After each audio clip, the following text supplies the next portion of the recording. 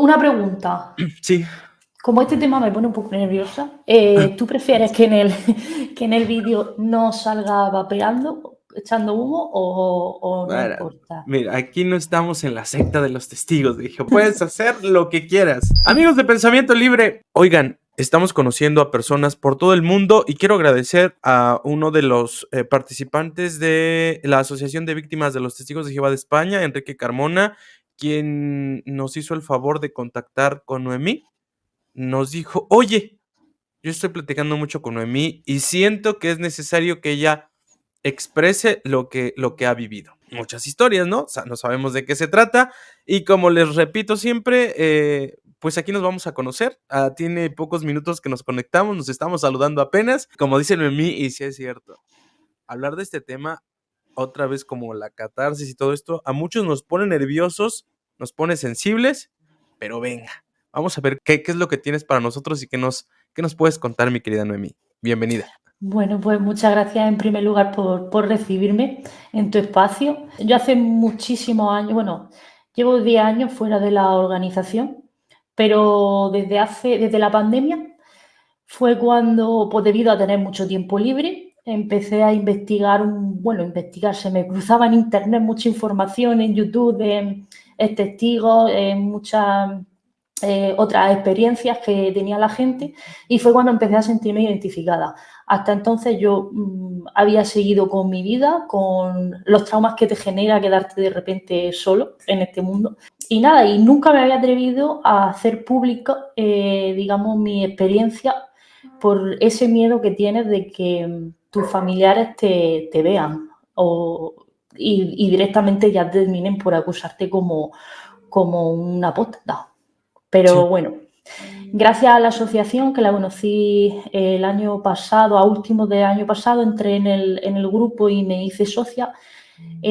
Como que he cogido esa valentía de querer contar mi experiencia porque me doy cuenta de que sí que estoy ayudando a más gente a quitarse eso. Entonces, pues, cuando tú quieras, pues yo empiezo a contar más o menos lo que a mí me pasó. Cuando tú quieras, ¿no?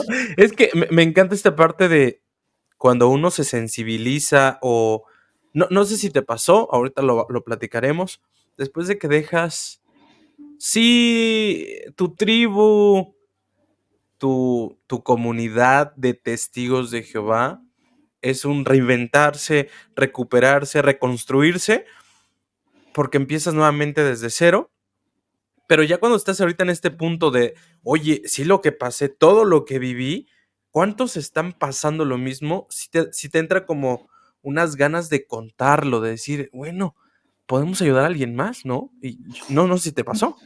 Sí, correcto. O sea, aparte de ayudar, con los últimos acontecimientos que han ocurrido con los juicios que se han hecho eco aquí en España y en el resto del mundo, escuchar cómo desde la boca de los testigos que testificaron en ese juicio estaban mintiendo,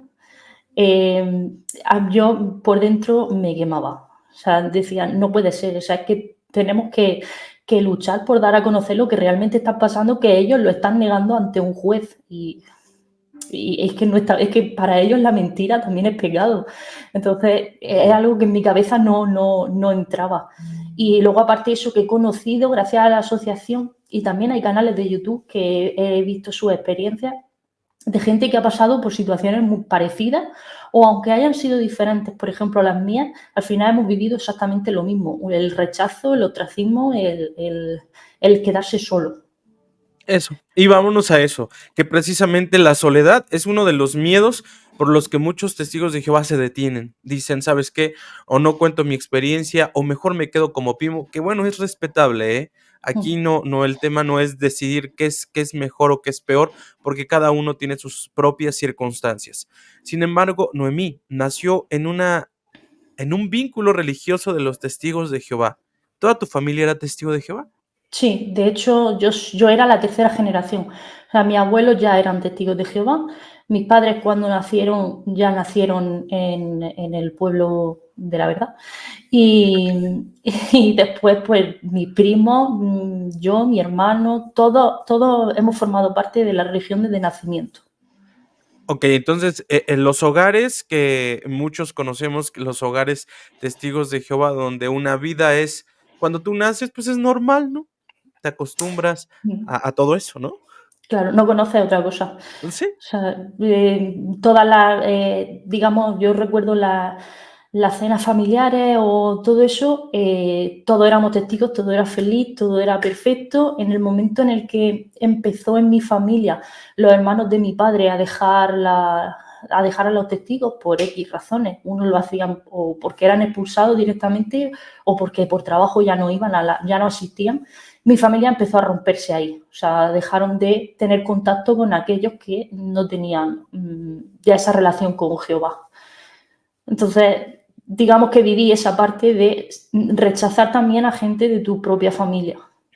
uno lo aprende. Estás naciendo en un vínculo donde ellos te enseñan y no te están enseñando cosas malas. Algunas personas dicen las religiones, incluso los testigos de Jehová, no te enseñan cosas malas, porque No. no se notan en ese momento, ¿verdad? Es que lo Sí. disfrazan con ese amor a Jehová y que lo haces por ellos, pero no, no tiene ningún favor para esa persona eso. No, claro. Y aparte es una familia de buenos principios. Uno quiere seguir esa línea de buenos principios, ¿no? Y si tus padres se portan bien y están con Dios y eso, pues tú dices, oye, estoy en el camino correcto. Bien, Noemí, ¿eres la única de tu familia? ¿Tienes más hermanos? Tengo un hermano, él sigue dentro de la organización. En ese momento, tú naces, bueno, y creces dentro de este vínculo. ¿Te empezó a llamar la atención de corazón o lo hacías porque realmente, pues, era una imposición?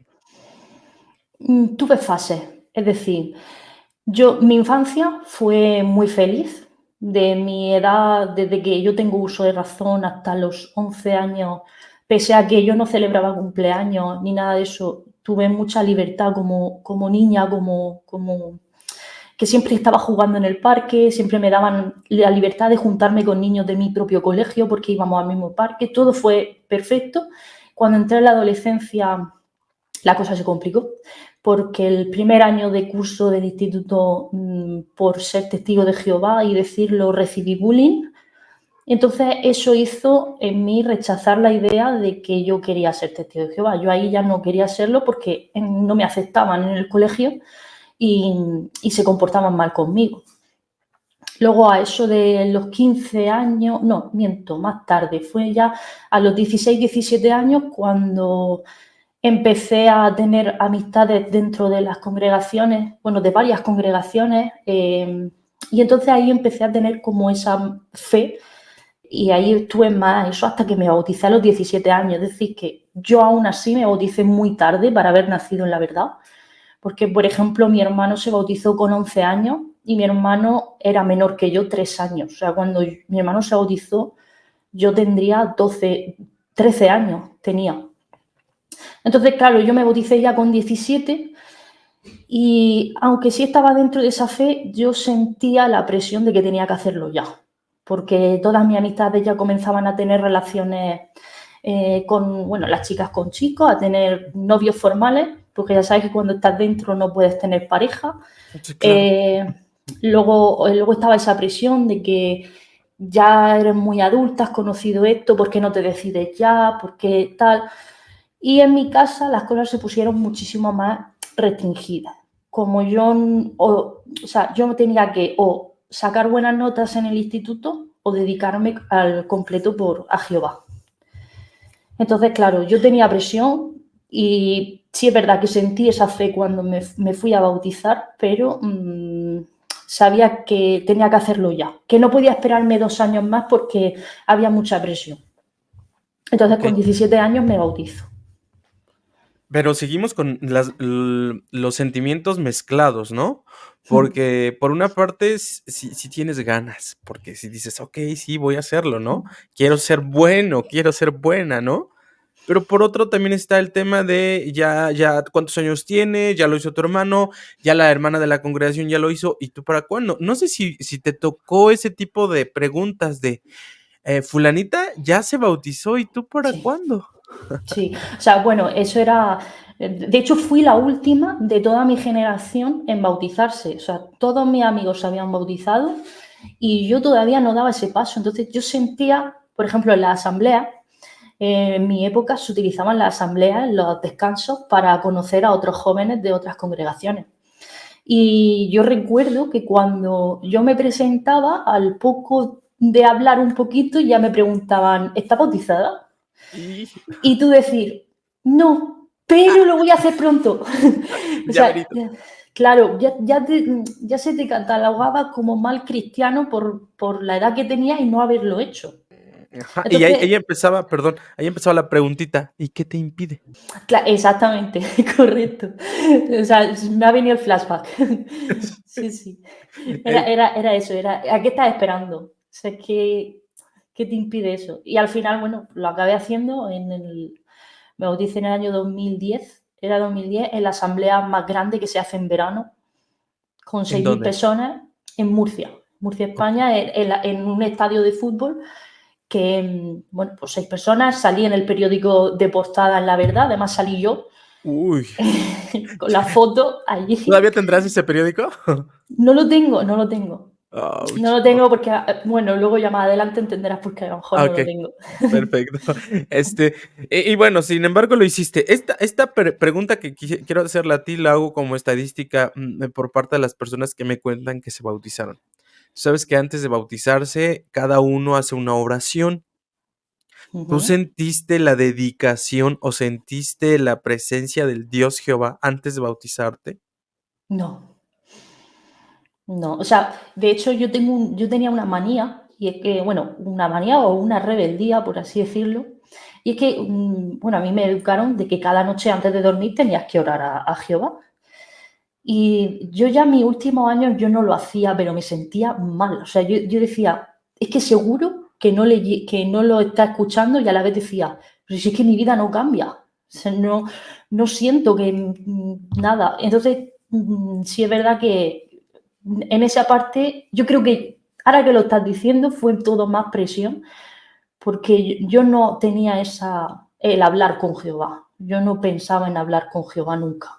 Okey. No, sí, es que generalmente muchos incluso pueden mentir, fíjate, ahí empieza la primera mentira. Es que cuando empezamos a hablar, empezamos a sincerarnos y cuando te sinceras sale Sí. la realidad, ¿no?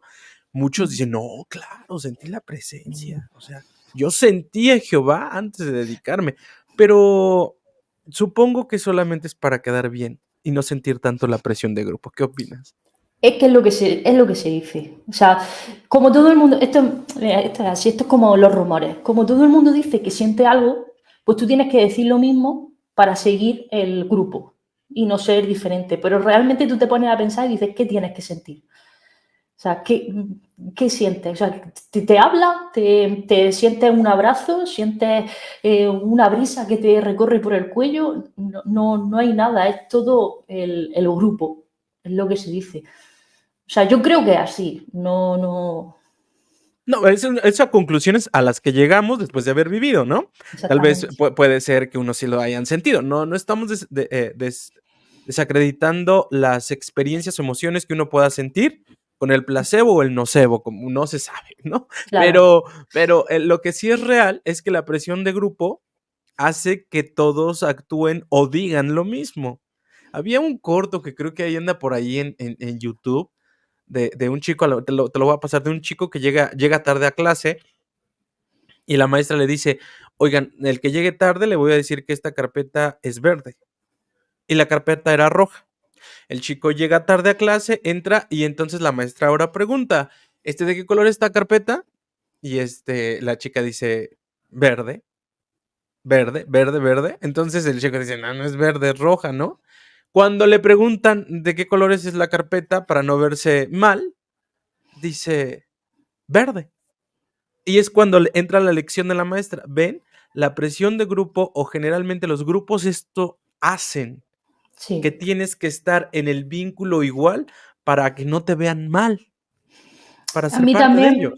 también me recuerda mucho esta paradoja a la película de La Ola. No sé si la has visto, es una No, película alemana que, bueno, es más bien enfocada a los grupos políticos, pero al final viene a ser lo mismo. Y es como un líder o una persona que forma un grupo monta un saludo y siempre dice que cada vez que se ven o se juntan tienen que hacer la ola para saludarse. Acaba eso convirtiéndose en una especie de secta o política, ¿vale? Pero porque todos acaban haciendo para ser aceptados los típicos símbolos de ese grupo, por así decirlo, y bueno, no te voy a desmembrar la película por si No, alguna vez la quieres ver, ay, quiero pero, verla. pero que está muy bien porque al final indica cómo es la presión de grupo, o sea, Pero, y la pero, manipulación. pero filosofeando en este tipo de temas o llegando a estas conclusiones hacen que sea un poquito más entendible y también menos doloroso. Ya entenderemos de alguna manera.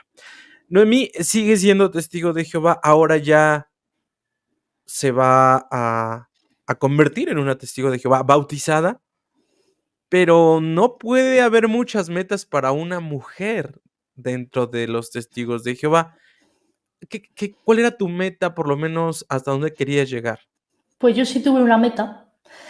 Yo, claro, los 17 años dio la casualidad de que yo terminé de cursar los cursos obligatorios.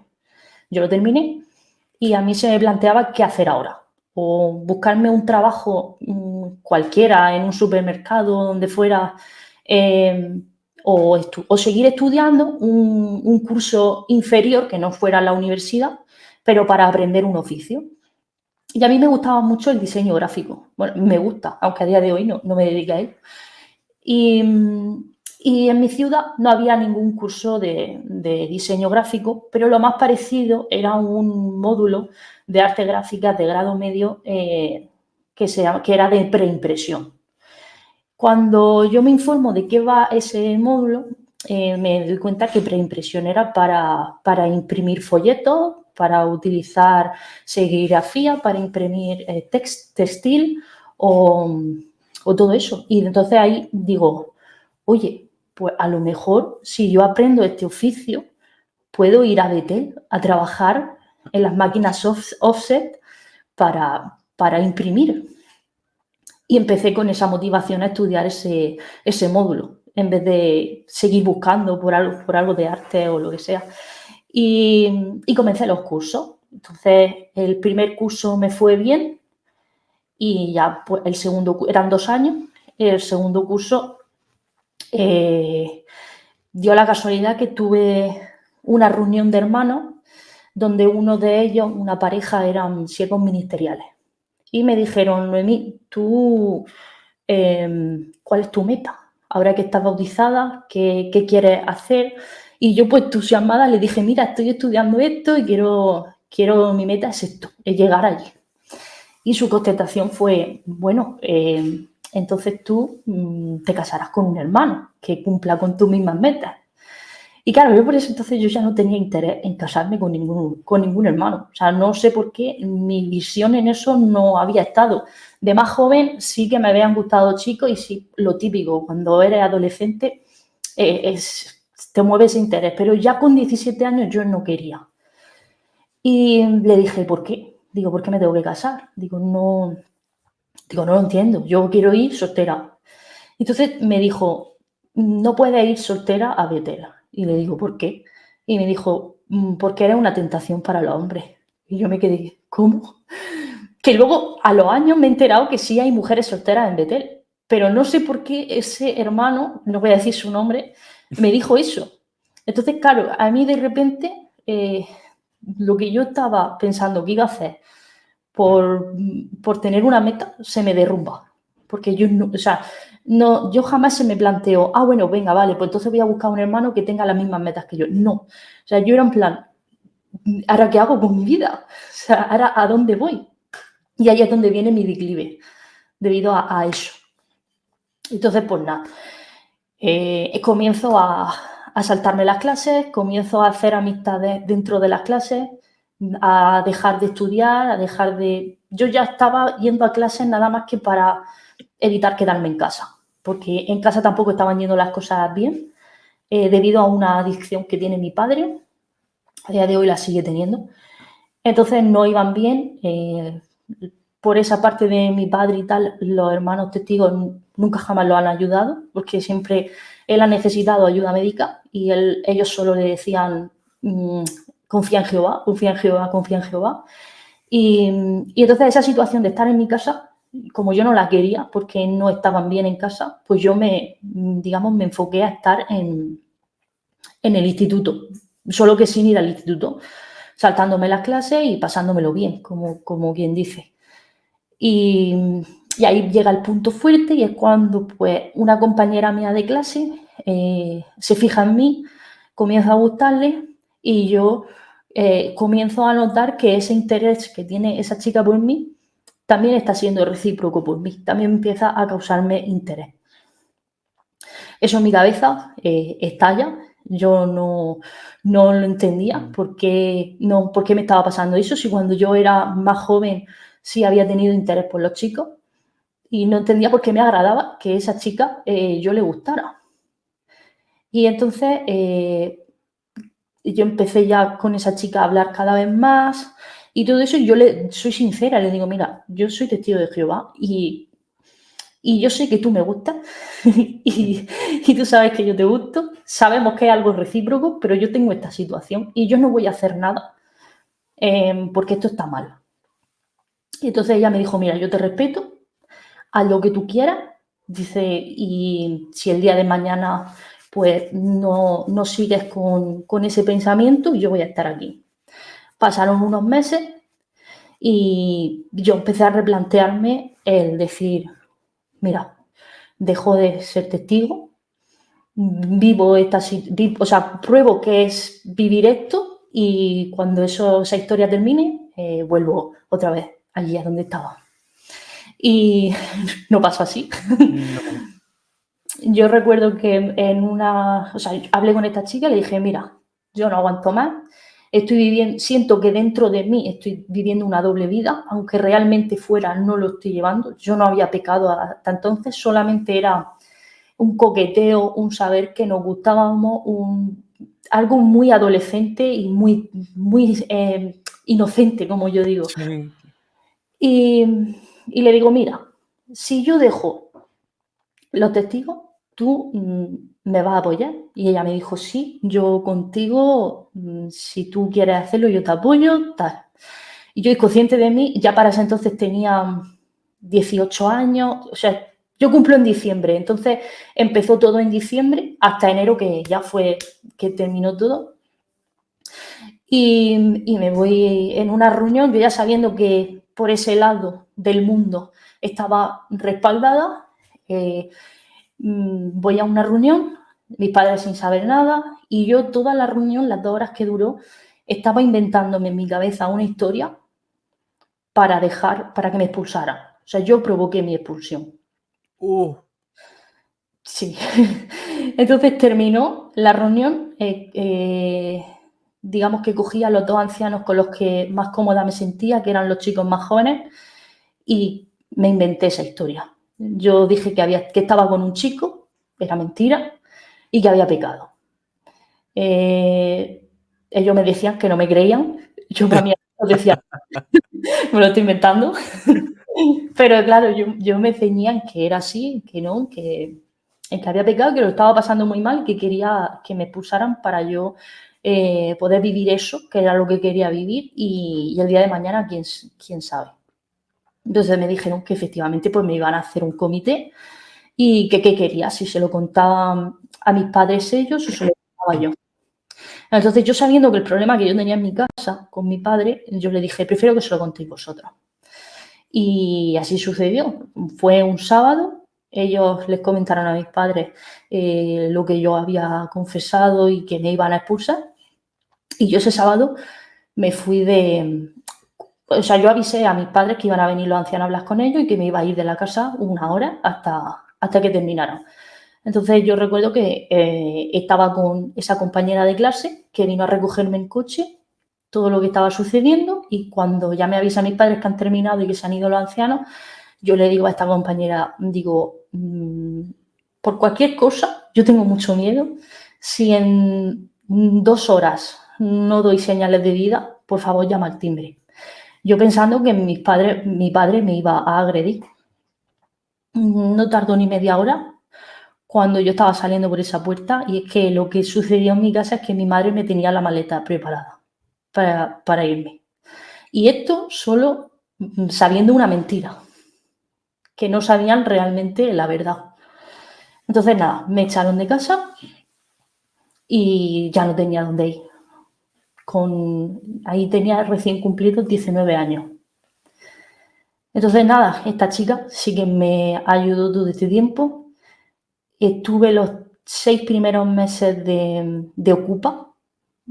Esta chica tenía conocidos, amigos suyos que tenían el movimiento este muy hippie de Ocupas, que ocupaban casas de banco y digamos que me dieron un techo y una cama. A los 6 meses me encuentro por la calle a un primo mío que trabajaba en un parque y ese primo mío, yo había dejado de tener relación con él toda mi vida porque sus padres habían dejado de ser testigos. Entonces, claro, el verme le chocó y porque yo ya me fui, o sea, yo me fui de ese pueblo. Entonces, el verme en otro sitio, lejos de mi pueblo, es lo que a él le sorprendió. Entonces, cuando yo le conté lo que había sucedido, recuerdo que ese primo mío, aparte de invitarme a comer y llenarme el estómago, cosa que nunca se me va a olvidar, llamó a mi padre. Entonces llamó a mi padre y menos guapo le dijo de todo. Y al día siguiente me encuentro en la puerta de donde yo en ese entonces vivía a mi padre, que quería que yo volviera a casa, que no quería que yo estuviera pasándolo mal y que iba a hablar con mi madre para que no me volviera a echar. Volví a casa porque obviamente yo necesitaba un techo, no quería estar en ese ambiente donde esa no era mi casa. Y al volver fue peor porque ya para ese entonces mi madre yo le conté la verdad, bueno, mi madre me preguntó que si la chica con la que yo estaba conviviendo era mi pareja. Le dije que sí, que esa era la verdad y entonces me volvió a echar. Para allá entonces nunca más volver. Entonces nada, ahí digamos que en ese entonces, en esa segunda vez que me echó, ya sí que caí en la realidad y comenzó mi vida de cero. Comenzó tu vida. En este tema de los matrimonios en la familia, ¿quién tomaba las decisiones, tu papá o tu mamá? Mi madre.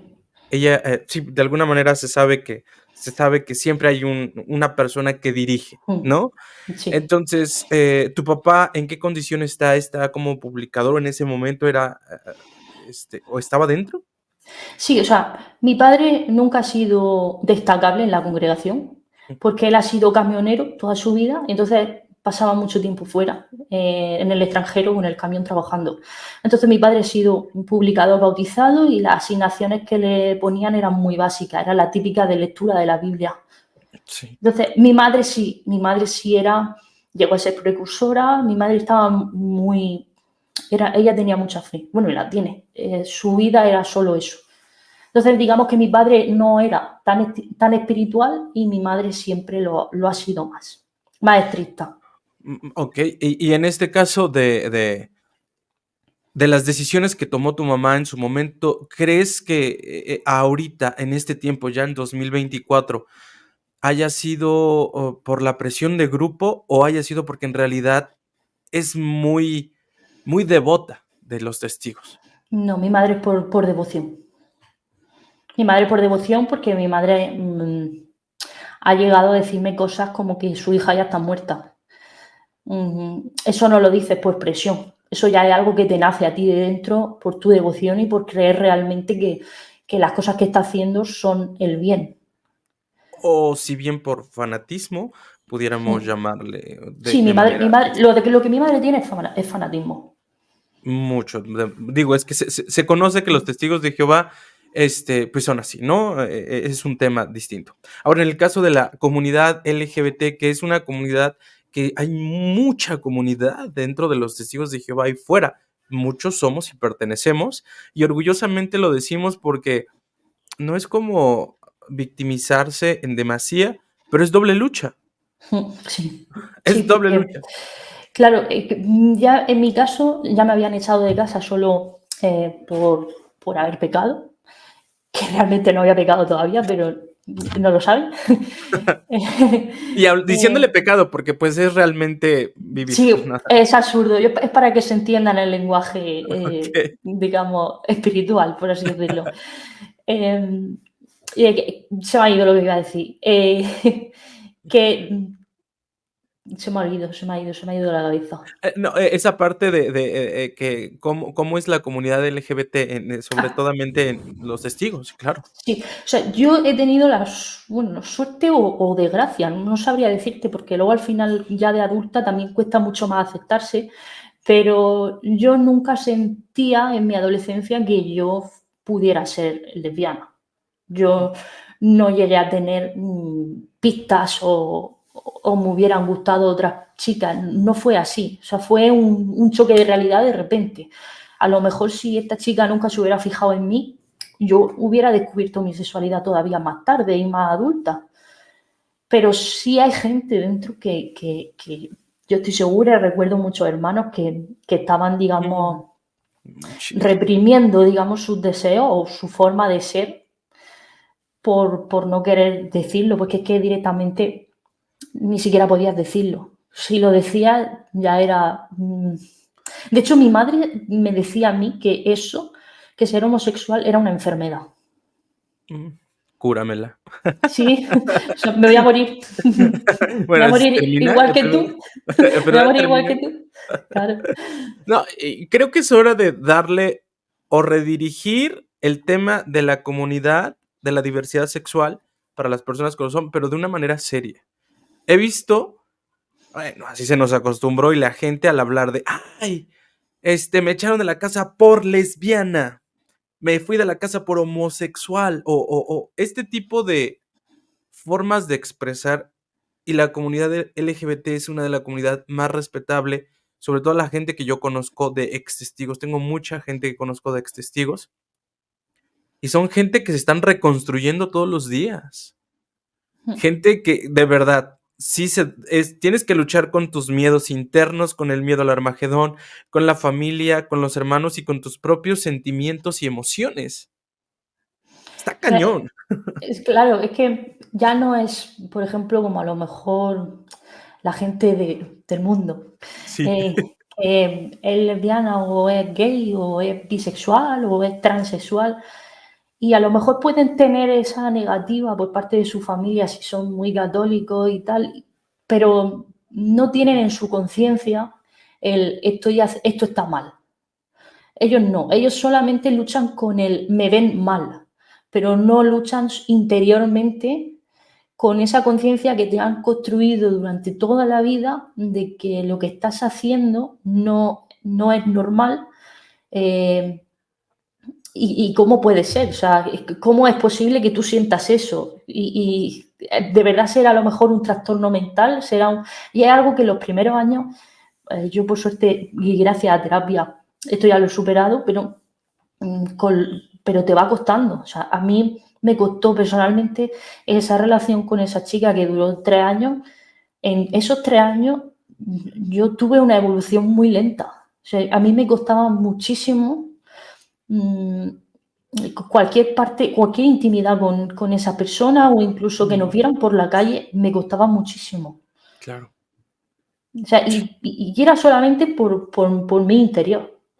Sí. Tien sí, tienen que entender o queremos demostrar que este tipo de personas que se afrentan, cuando tienen un familiar testigo de Jehová y parte de la comunidad, puede ser común entre ellos, porque yo insisto, la presión de grupo o la vergüenza del qué dirán, porque eso sí les interesa mucho el qué dirán, si desde sus, ¿cómo se llama?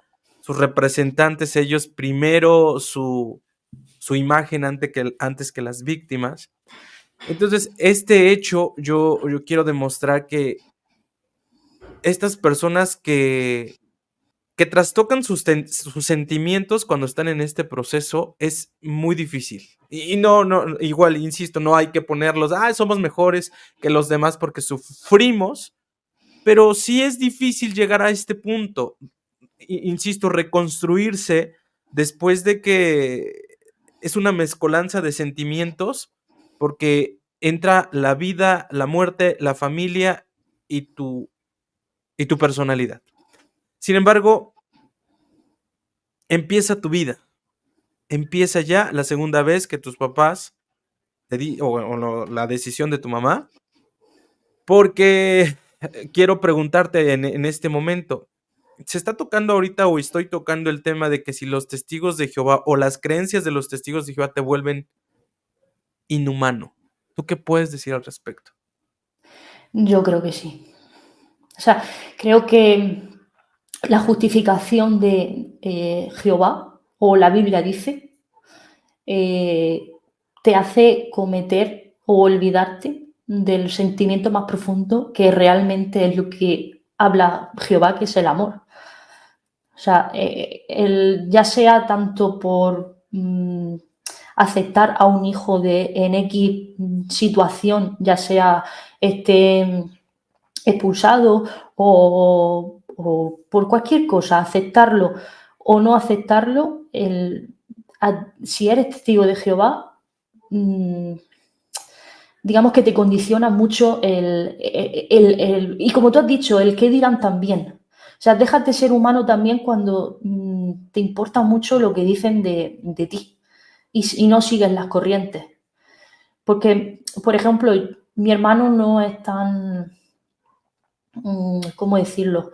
Él no tiene tanta fe como mi madre, no ha sido tan eso. Si mi hermano se casó, tiene su vida normal, tranquila, pero yo sé que mi hermano a lo mejor no me habla, ahora ha empezado a hablarme, pero no ha tenido contacto conmigo en todo este tiempo atrás por el qué dirán, porque no se entere mi madre, porque no se entere el resto de hermanos y no lo lleguen a juzgar como por eso, por hablar con una hermana suya que además de expulsada se la conoce como lesbiana. Entonces, eso te hace, el querer actuar así ya para mí es inhumano. Para mí no me cabe en la cabeza, pese a que hemos formado parte de ello y no hemos comportado de la misma manera. Te hacen frío, o sea, y por eso lo decimos. Prefieren ver a sus hijos morir, prefieren echarlos de casa, prefieren no hablarles y ellos inhumanos, o sea, porque puede parecer exageración, pero tienen que como maquillar ese sentimiento porque lo tienen. O sea, sí le da, o sea, si quiere hablar un padre o la mamá, si quieren llamarte, pero dicen no. Y lo que pase, Se que pone, pase. claro, ellos mismos se ponen el muro delante y se justifican con la Biblia dice esto. O bueno, no es que la Biblia diga esto, es la interpretación que me dan Ujú. sobre la Biblia. ¿Vale? Que eso ya es otro tema, que no vamos a entrar. Sí, uy. pero, pero que se justifican en ello. Y de la misma manera, mira, por ejemplo, el otro día subí un tweet a Twitter sobre una experiencia que he tenido con una persona que me ha rechazado por yo estar expulsada, esa persona es testigo, y me ha rechazado por un contrato laboral, ¿vale? Hablando laboralmente, no ha querido trabajar conmigo por yo ser expulsada. Entonces, eso lo publiqué en Twitter y, bueno, ese tweet me comentó un montón de gente, tanto dándome apoyo, pero me destacaba la gente que no, o sea, que me rehuía y me decían, si eres expulsada, ¿qué esperabas? Si la Biblia dice eso, o sea, ¿por qué te quejas? Era en plan, si ya sabes las condiciones, ¿por qué lo intentas? Y en plan, pero vamos a ver. Ellos los conocemos, ¿quiénes serán? Es que hay mucha gente, muchos testigos, incluso la mayoría de personas que ven las entrevistas son testigos de Jehová activos. Sí, Sí, o sea, hay mucho fíjate, mismo. sí, mucho. Y pudiéramos pensar que son los ex testigos, sí, tenemos también nuestra comunidad de gente, pero ellos ya están en su proceso. Están, reincorporándose a la sociedad, están trabajando en lo que encuentran, porque ahí vamos a ese tema lo que haya, porque cuando Claro, sales sin preparación académica y lo que haya, pues, y no es denigrar los empleos, a ver, el tema es, o lavo platos, o soy mesero, pero lo que pueda yo hacer con mi actividad, ¿no? Como humano. claro. ¿Te Y pasó? Sí, o sea, yo, claro, yo estaba, a mí me vuelvo a echar y tengo que volver a la vida que había llevado meses anteriores, a volver a buscar un techo. Sin, sin dueño, bueno, sin dueño, sí tenían dueño, pero no vivían en la casa. Claro, eso también a mí me hacía estar mal, porque decía, me estoy comportando como una ladrona, estoy viviendo en un sitio que no es mío. Y yo vivía todos los días con miedo, o sea, yo no quería, yo trataba esas viviendas como si fueran mías, o sea, Co- limpiando, cuidándolas, ¿Cómo son porque, estas viviendas? mira, esto es muy sencillo. Nosotros, o sea, el grupo con el que yo viví, digamos que tenía un movimiento anticapitalista y buscaban viviendas que eran de banco, de propiedad de banco, ¿vale? Entonces, esas viviendas estaban a la venta, pero no vivía nadie. Habían sido viviendas embargadas a la gente. Entonces forzaban la cerradura y vivían allí, a modo protesta. Ah, Entonces correcto. claro, entonces yo no tenía ese modo protesta, yo no tenía, pero yo necesitaba dormir ahí. Pues claro, ¿dónde? Pues dónde, pues es Claro, lo que había. claro, porque por ejemplo, mi pareja de entonces, ella se fue de su casa por apoyarme a mí. Pero yo no iba, o sea, ella tenía su casa con sus padres, pero yo no quería irme a casa de sus padres y que me mantuvieran personas que no me conocen de nada. O sea, me sabía muy mal. Con el tiempo sí que me conocieron y todo genial y me ayudaron muchísimo, pero yo de primera yo no quería que a mí me mantuviera nadie, eso era una decisión mía y así fue. O sea, preferí quedarme, digamos, en la calle por quien dice, a que me mantuviera otra persona así. O sea, me sentía muy mal. Y Oye, nada, sí, ¿recuerdas alguna experiencia que te haya hecho tocar fondo? Porque esas experiencias son también como que te resetean todo, de cuando estabas entre la calle y entre estas casas, que recuerdes y que digas, esto nunca se me va a olvidar. uy, sí, o sea, yo lo que peor llevaba era conseguir dinero para comer. O sea, yo llegué, el peor momento fue cuando durante un mes tuve que comer una vez al día. O sea, yo recibí un dinero porque, bueno, el único dinero que yo me fui de mi casa, con el que yo me fui de mi casa, fue con unos ahorros que yo tenía de 60 euros. Con esos 60 euros recuerdo que me compré una máquina de tatuaje, para de tatuaje. Yo no sabía tatuar, pero no sé, se me ocurrió y dije, pues mira, me gusta dibujar, hago tatuajes. De hecho, me tatué a mí misma para probar en las piernas y, y, entonces a esta gente, al entorno por el que yo me movía, a este movimiento, digamos, político, pues a esta gente le encantaban los tatuajes y recuerdo que yo por muy poco precio le hacía tatuajes. Eran tatuajes horribles, muy mal hechos. Probablemente más de uno tuvo que arrancarse el brazo, pero a mí me daba de comer. Y, y bueno, ya esa última etapa, la que te comento que no tenía apenas para comer, es porque la máquina se me rompió. Entonces, al rompérseme, yo ya no podía hacer más tatuajes y, y me quedaban muy, no sé si eran 10 euros, que es muy poco aquí en España. Y con esos 10 euros tuve que hacerme, digamos, los menús de cada día y yo comía todos los días a las 3 de la tarde una sopa instantánea. De estas sopas de estas de sobre, que metes agua en la olla y sobre, pues eso durante un mes. Esa fue la peor etapa, el preocuparme realmente por qué comer. Por sobrevivir. Claro. Y tú dirás, ¿por qué no buscaste trabajo antes? La misma inexperiencia. O sea, yo era una niña, yo no sabía cómo se buscaba trabajo. Yo no sabía cómo podía hacerme yo un currículum o cómo podía presentarme porque no me habían enseñado a hacer eso. Sí, es que mucha gente ve, cuando uno comparte la experiencia, uno siempre da la solución fácil, ¿no? Sí, ¿Y por qué no buscaste trabajo? ¿Y por qué no fuiste acá? No, sí se podía, sí se puede, porque de repente puede haber formas. Pero en ese momento, si te sales de tu casa, a veces no hay zapatos, no hay ropa apropiada para un trabajo, no hay claro. experiencia, acceso a una máquina, pueden ser muchas cosas, ¿no? Claro, o sea, yo tuve la suerte que podía ducharme, que podía... me llevé ropa. Cuando mi madre me hizo la maleta, yo ahí tenía ropa. Pero claro, si tú estás viviendo algo totalmente nuevo, tu rutina cambia por completo. O sea, todo es una odisea, por así decirlo, que no lo pasaba mal, porque al final tenía de repente toda la libertad que nunca jamás había tenido. Entonces, entre vivir un sueño de libertad y poder hacer lo que siempre se te ha impedido, a la vez tener el no tener para comer y la juventud, que 19 años, tú dices, 19 años ya eres una adulta, sí, pero son 19 años con mentalidad de niña de 15 años.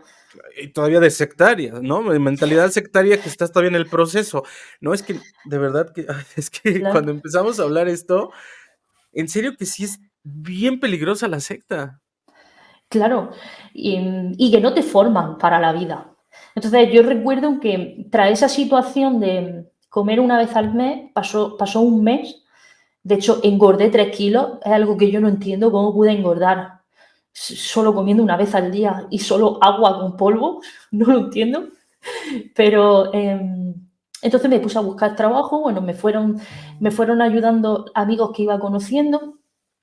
Y me acuerdo que me metí a trabajar en una fábrica que era clandestina, donde solo trabajaba gente sin papeles, normalmente extranjeros, una fábrica a puerta cerrada, y me pagaban 2,5 € la hora, rellenando botes de especias para salpimentar la comida y todo eso. Ok. Y, y así empecé, digamos, mi vida laboral a ganar muy poco dinero, porque eso no era nada. Y hasta que, como tú dices, me metí fregando platos. Entonces ya fregando platos, aunque trabajara muchísimas horas, pude ganar más dinero para pagarme una habitación. Ok, ¿en cuánto está un alquiler, por lo menos en tu ciudad? Bueno, ahora está muy caro. Por ese entonces a mí me costaba 180 € el alquiler de la habitación. Y no era un Ok, piso solo, era la habitación. Yo compartía piso. 180 euros a dólares. Ok.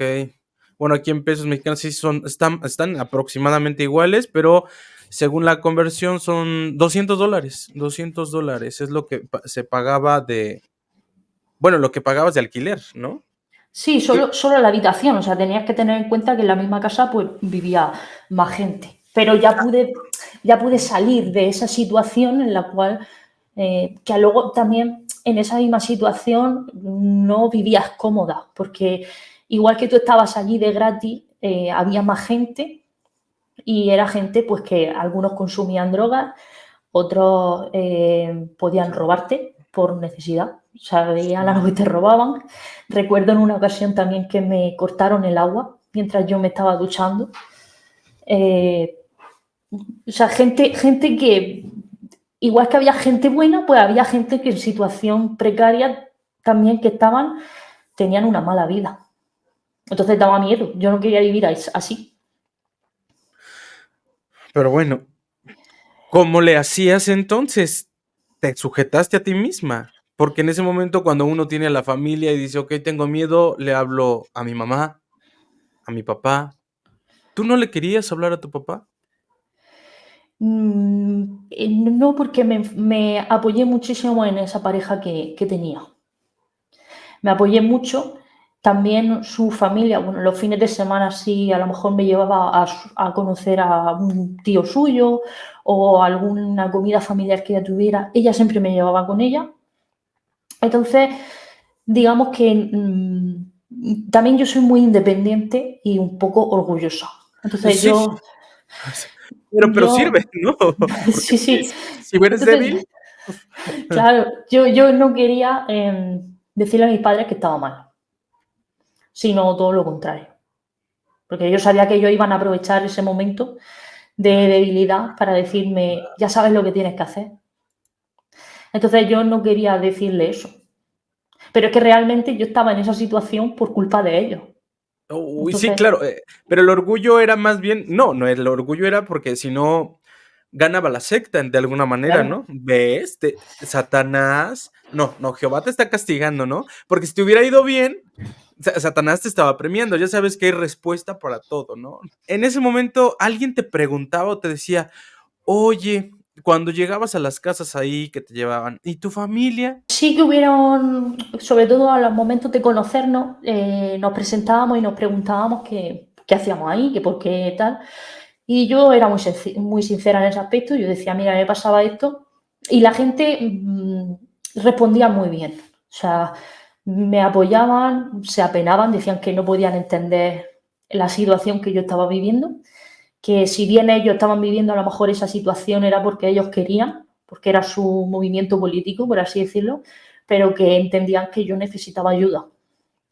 Entonces, en ese aspecto, sí, luego aparte, la gente que fui conociendo a raíz de esta pareja, que me presentó a sus amigos y todo eso, que acabaron siendo mis amigos, en ese aspecto siempre, siempre, siempre me han apoyado y nunca jamás han entendido cómo podían mis padres haberme hecho eso. O sea, no lo entendían. Aún así, yo recuerdo muchísimas conversaciones, al principio sobre todo, en las cuales yo seguía defendiendo la actitud de mis padres. Claro, o sea, y yo decía que es que esas son las consecuencias de hacer lo que yo he hecho. O sea, Las consecuencias. claro, o sea, Ay, yo lo o sea, seguía excusándolo. Y con todos los temas. O sea, el tema, salía el tema de la sangre. Recuerdo porque una de mis mejores amigas es doctora, bueno, trabaja en medicina. Y ella me discutía mucho el tema de la sangre y yo seguía, aún fuera, defendiendo el tema de la sangre. uy. No, me imagino, me imagino. ¿Hasta cuándo lo hiciste? El tema de la sangre tardé poco. O sea, digamos, me acuerdo una vez una comida en la cual hicieron para comer morcilla. Aquí Ya las veo. morcillas llevan sangre. Sí, Y claro. claro, yo nunca jamás las había comido con sangre. Y recuerdo una vez que me las dieron, pues, la gente no sabe que tú no comes sangre, es algo que no conocen los de las transfusiones, pero no saben que no la comes. Entonces lo metieron en el pan, lo hicieron como montadito. Y yo me la comí sin saberlo. Y dije, uy, qué bueno que está. Entonces, cuando me dijo, me acuerdo mi pareja en ese entonces me dijo, Noemí, eso es una morcilla.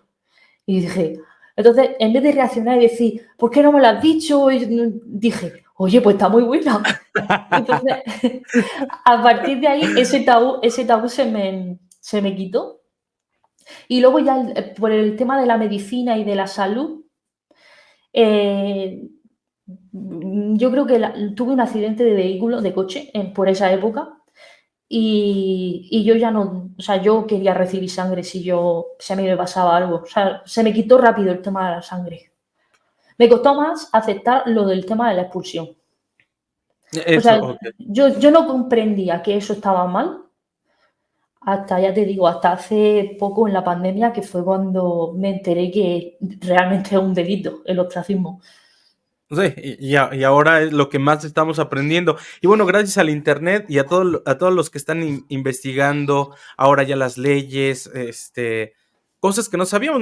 Nosotros nos hablaban del ostracismo, ¿qué es eso? No, incluso hasta hablar del bullying, no sabíamos ni qué era bullying en nuestra época, ¿no? ¿Cuántos años tienes, por cierto, no, Noemí? 31. 31, casi, casi somos de la época, casi. Yo soy mayor. Pero bueno, llega esta parte en la que tú ya estás liberándote de creencias absurdas, de creencias que no te dejan crecer personalmente, y llega entonces la pandemia, ya sabes, ese fue un revuelo en todo el mundo. ¿Cómo estaba Noemí en la pandemia con respecto a los testigos de Jehová y su relación, si se pudiera llamar? Eh, yo en la pandemia ya totalmente ya era otra persona. Yo estaba viviendo en la capital, en Madrid. Me fui a Madrid por amor, actualmente es mi pareja. Y de hecho el año que viene nos vamos a casar. Viva el amor LGTB. Claro. Y bueno, estábamos en Madrid, entonces claro, la pandemia, allí las viviendas en Madrid, como son tan caras, lo que nos podíamos permitir era algo que no tenía ni balcón ni nada. Y lo único que a mí me entretenía era ponerme al ordenador. Y fue cuando me topé en YouTube, viendo YouTube, pues el típico vídeo de mi experiencia con los testigos de Jehová. Así muchos canales, me los comí todos De ahí también pasé a un foro, había un foro, no recuerdo ahora mismo cómo se llama, que también estuve leyendo muchísimas experiencias, muchísimo todo. Y luego también cambió en mí un poco una conversación que tuve por teléfono con mi abuela, una de digamos, la abuela de parte de padre. Esta abuela era la menos espiritual, pero a la vez lo era, o sea, era espiritual de cara a los demás, pero ella era más libre porque sus hijos habían algunos sido expulsados. Entonces, Ok. ella teniendo hijos expulsados, por ejemplo, nunca lo echó de casa. Entonces, mi abuela, digamos que en ese aspecto siempre me apoyó. Entonces, cuando yo a mi abuela le cuento mi nueva situación, que estoy viviendo en Madrid, que estoy viviendo con una chica y qué tal, ella llegó a decirme que si yo era feliz, le parecía bien. Uy, qué bonito. Sí, entonces yo ahí me di cuenta de que no estaba mal mi vida, sino que era la felicidad que yo tenía que buscar y ya está. Al poco tiempo de eso mi abuela falleció. Me tocó irme de Madrid, bajar a Murcia, a ir al entierro y, y siempre me quedaré con eso. Entonces, claro, yo ya en Madrid cambia mi perspectiva en cuanto a la organización de los testigos de Jehová. Toda la información que yo empiezo a consumir es darme cuenta de todo lo que hay detrás, que ellos no ven, de los negocios que tienen, las inversiones, comienzo a ver más investigaciones y ahí es cuando, digamos, empiezo a tener sentimientos de querer luchar contra eso. O sea, ya no solo enfocado solo a mí, sino porque estoy viendo que hay muchísima gente afectada y que no soy la única, no soy el centro, digamos. No eres el centro, pero sí te tocó muchas cosas que a muchos también les ha pasado. Después de la pandemia, ¿cómo empiezas a tener contacto con ex testigos de Jehová? Que ahora, pues, se ve que hay un vínculo interesante ahí con ellos. Pues de la pandemia a esta parte hubieron bastantes cambios, porque volvemos a vivir a Murcia y pasan 2 años, 3, digamos que mi vida se establece. Yo comienzo después de toda mi vida fuera de los testigos, digamos, yo llevo 11 años, ¿no? 11 años que he sido, bueno, 10 años que he sido mesera, como lo conoces, camarera, y me voy a Madrid para salir de esa profesión, consigo allí salir, pero cuando vuelvo a Murcia consigo meter la cabeza en lo que a mí siempre más me ha gustado, me ha apasionado, que es ser videógrafa y editar vídeos. Digamos que mi vida ya se establece, mi pareja se compra una casa aquí en el pueblo donde vivimos y tenemos una vida tranquila, sin ningún sobresalto. Y entonces es cuando yo decido volver a meter la cabeza, ahora que todo está en calma y estable. Por eso, porque me entero a raíz, se pone en contacto conmigo una chica por Instagram, que esa chica o sea, ha llegado a mí porque yo fui compañera suya o sea, compañera de piso de un amigo suyo. Y este amigo le contó que me habían echado de casa y que yo viví con él y tal. Entonces esta chica, al ponerse en contacto conmigo por Instagram, me habla de la Asociación de los Testigos de Jehová. Me habla y me dice que han sido denunciados por los mismos testigos y que necesitan testimonios para participar en el juicio. Ah, mira. Claro, entonces yo en un principio desconfiaba mucho porque no sabía quién era esa chica. De repente me estaba pidiendo muchos datos de mi vida personal, con los cuales yo estaba muy tranquila y muy en paz, que no entendía tampoco la urgencia que ella tenía. Cuando le cuento, digamos, mi vida y tal, ella intenta indagar, sobre todo quería saber nombres y apellidos de las personas implicadas en mi vida, cosa que entonces yo ya no quise. Oh, ok, Pero, sí. y digamos que corté la relación con esa chica, pero ella ya había puesto la semilla digamos, dentro de mí. Y entonces yo dije, bueno, voy a investigar yo por mi lado qué es esta asociación, Ujú. contra qué están luchando y tal. Entonces busqué la página web, bueno, de esto pasaron un par de meses o así. Y entonces pues, miré la página web, vi que podía entrar a un grupo de WhatsApp y me puse en contacto para que me metieran en el grupo de WhatsApp y así es como entré. Creo que entré aproximadamente para octubre o noviembre del año pasado en el grupo y, he tratado desde entonces, he sido bastante participativa en lo que he podido. A veces no me entero del teléfono, pero sobre todo lo que me interesa de estar ahí es por esa lucha, Sí. por dar eco, porque han intentado silenciarnos. Sí, por todos lados. Oye, y todos estamos en el proceso del cambio y muchos están todavía, pues, quitándose los miedos, las culpas, el remordimiento de conciencia, que es bien complicado, pero ahí están.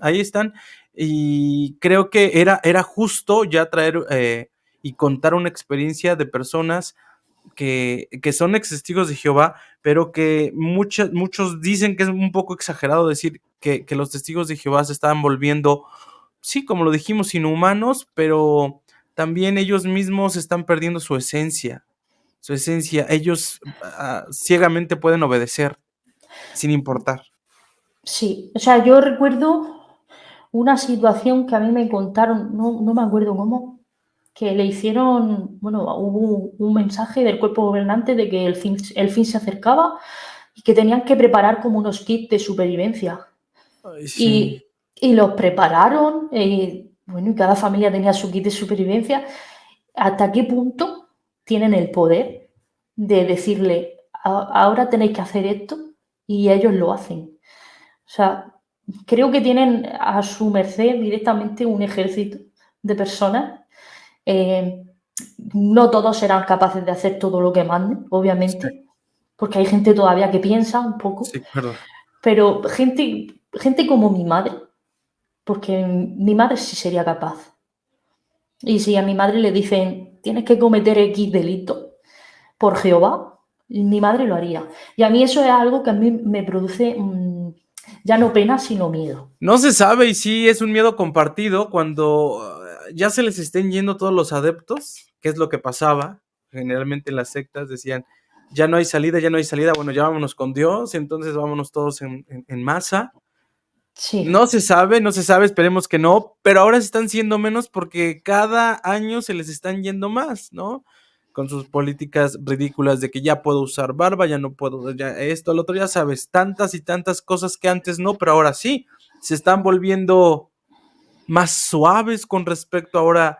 Yo no sé, la verdad, yo no me meto en eso de que ni aseguro que las expulsiones y que eso, pero sí en sus toques, ahí en sus artículos, ya por ejemplo, la Navidad, ¿no? Nosotros no les impedimos, ¿no? Ya esa conciencia, ¿no? Pero optamos, no, o sea, ¿cómo son maquiavélicos hasta para decirte las cosas? es la manipulación que tienen, o sea, son expertos en marketing. Sí, eso sí. Son expertos en marketing y saben muy bien qué palabras del diccionario utilizar para, para que luego ellos puedan darle la vuelta y decir, no he afirmado. Utilizan el pueden, deben y todo eso. Entonces, no son conscientes de eso. O sea, yo no era consciente de esa forma de comunicar hasta que he estado fuera y me he dado cuenta. O sea, yo a día de hoy veo o leo una publicación de ellos en su página web o las mismas películas que a mí me ponían de pequeña, yo las Uy, veo ahora y no lo aguanto. O sea, lo veo claramente, veo la manipulación y lo que dicen. O sea, es increíble. O sea, realmente si dedicaran ese don que tienen para realmente hacer un negocio que no haga daño a nadie, serían todavía más ricos. sí, O porque se sea, les está. Sí, sí, sí. o sea, podrían venderle hielo a un esquimal si quisieran. Pero es que Claro. Pero bueno, es que así, yo no sé hasta qué punto realmente van a cambiar ciertas leyes de su No sabemos. doctrina. Pero lo que sí es que se están desanimando muchos, no lo decimos nosotros, lo vemos. personas, experiencias, salones vacíos. Claro, los fanáticos, y lo digo también por mi familia y por toda esta gente que siempre va, pues siempre van a existir, pero cuando te sinceras contigo mismo y te dices, ay, ¿dónde estoy? ¿A poco sí, de verdad? Ya es cuando empiezas a generar la duda, empieza a abrirse un panorama diferente. Actualmente, mi querida Noemí, ¿cómo te sientes ahora en el 2024 con respecto, o bueno, es que sí se nota, pero quiero que lo dejes en claro, sobre todo con tu posición, la comunidad, testigos de Jehová? ¿Cuál es tu sentir actualmente? Mi sentir, a ver, yo en mi vida ahora mismo estoy en la mejor época, por así decirlo, porque realmente todo lo malo que me ha pasado o que me ha podido pasar son la consecuencia de esa secta, que a mí, lo que ellos me han hecho, no es porque a mí me haya ido mal. También agradezco que me haya pasado eso porque soy la persona que soy a día de hoy y todo lo que he conseguido. O sea, a lo mejor si yo hubiera tenido una vida normal, pues no hubiera, digamos, encontrado mi camino de manera, digamos, de luchar realmente por lo que quieres. Simplemente hubiera estudiado, hubiera hecho mi vida y sería otra persona totalmente diferente. Y en cuanto a mi pensamiento respecto a los testigos de Jehová, a día de hoy, para empezar, que yo ya no creo en nada, no ni siquiera creo en Dios. Tengo mis propios pensamientos que he ido yo sola hilando y es lo que para mí más razón tiene o más sentido el encuentro. Y segundo, creo que realmente es una empresa sectaria que están siendo manipulados totalmente por la gente de arriba y que hay realmente personas muy malas, muy inhumanas, que están manejando totalmente a gente inocente que está abajo. O sea, Sí. yo realmente yo no tengo odio ninguno hacia las personas de a pie, hacia las personas que están en un stand predicando. Ujú. No, yo, o sea, de hecho, no soy una persona que si me han venido a la puerta o me lo he encontrado en la calle, he ido a reprocharle o a preguntarle cosas para que ellos piensen. Yo no, yo los dejo tranquilos, que hagan lo suyo. Eh, pero porque yo soy así, porque no me sentiría mal haciéndolo.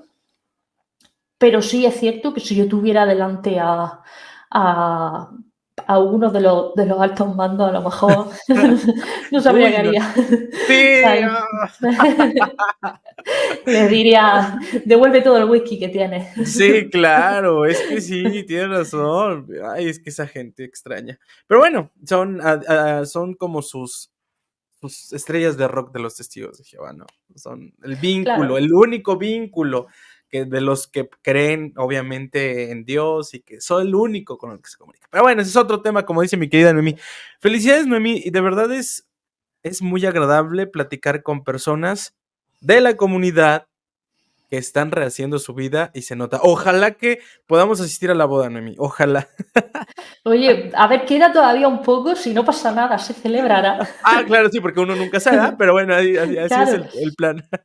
pero vamos, que sí, ya tengo avisado a toda la asociación que me Ah, bien. caso y ya están diciendo, pasa fotos, y yo, espérate, que no. Sí, es que es muy bonito, imagínate, ser testigo de Jehová, vivir en un vínculo, salirse y encontrar una posición o una persona con quien cuidarse para toda la vida, eso es una bendición. Esa es una Claro, o bendición. sea, sí o sea, esto hay que decirlo que todo lo que dicen de que el mundo es malo y da igual, em, que no es así, que no es cierto, que yo sí es verdad que a lo mejor me ha costado unos años encontrar a la persona con la que ahora estoy, que, pero esto es como todo, o sea, te va a costar lo mismo si es alguien del sexo opuesto, es al final el mundo está lleno de personas y es dar con la persona que te quiere de la misma manera que tú la quieres y que se comparte, digamos, la vida, porque somos compañeros, por así decirlo. Claro. Y que no